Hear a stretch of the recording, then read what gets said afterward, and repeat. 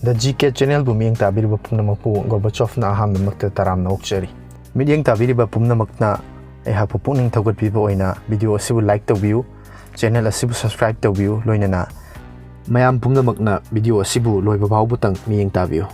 Ngasigi video asi hawdringagi mangoinana miyeng tabiriba mayam pumnamakta kaigumba muktang khanganjage madudi lakliba tha asigi aroiba nomaijing numitki hawraga tha khudingi oina aroiba nomaijing khudingi contest amamam thamjagani.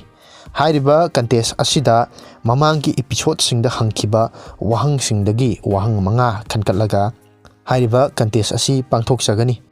Hairiba contest asida wahang manga adugi manungda adomna khumningba wahang ahum ama hektagi kwakhum pibiba yagani. Hairiba achumba paokhum pibirakpa miyoising adugi maraktagi kanagumba laibak phaba miyoi ama khangatjaraga mahak adubu cash prize oina bijagani.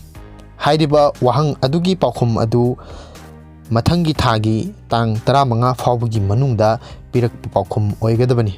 Amasung hairiba video adubu like oina like target si 100 likes thamjari.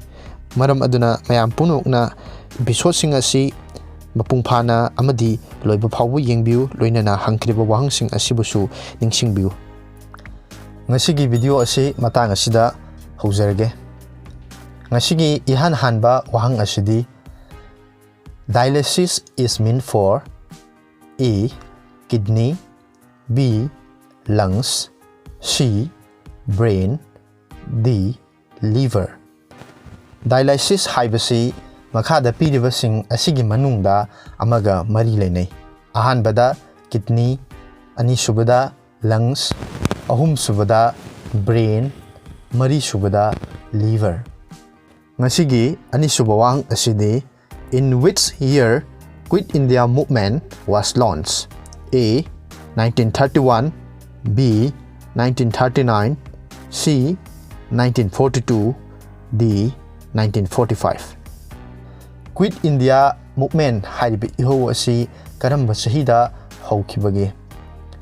Ahanbada 1931, anisubada 1939, ahum subada 1942, mari subada 1945. Ngasigi ahum suba amasung aroiba wahang asidi who among the following shifted the capital from Calcutta to Delhi? A. Lord Webbles, B. Lord Curzon, C. Lord Harding, D. Lord Minto.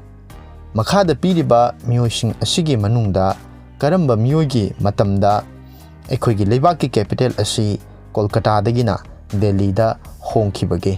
Ahanbada Lord Webble, anisubada Lord Curzon, ahum subada Lord Harding, mari subada Lord Minto ni. Mathakta pankriba wahang ahum asigi adom-adomgi achumba paokhum adu mathangi numitki mudang wairam pung mari phawgi mamangda comment tawbirao. Hairiba question ahum asigi achumba paokhum pibirakpa comment pibirakpa miyoi ama khangatjaraga mathangi video da mahakki ming adu laukthokjagani amasung hairiba question ahum asigi achumba paokhum su mathangi video da haidokjagani. Loinana channel asida hairiba video asi numit khudingi numidangi pung 9 taba matamda thadokjarakani. Mamangi video da hangjakiba wahang ahum ahanbada Kuchipudi dance originated in A. Tamil Nadu, B. Andhra Pradesh, C. Kerala, D. Odisha.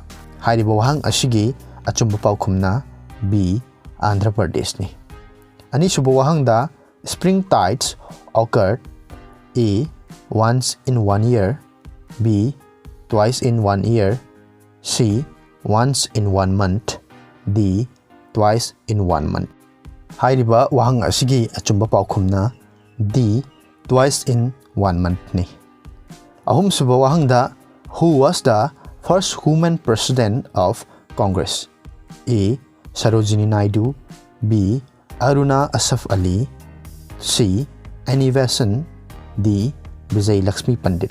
Hairiba wahang asigi achumba paokhumna A. Sarojini Naidu ni.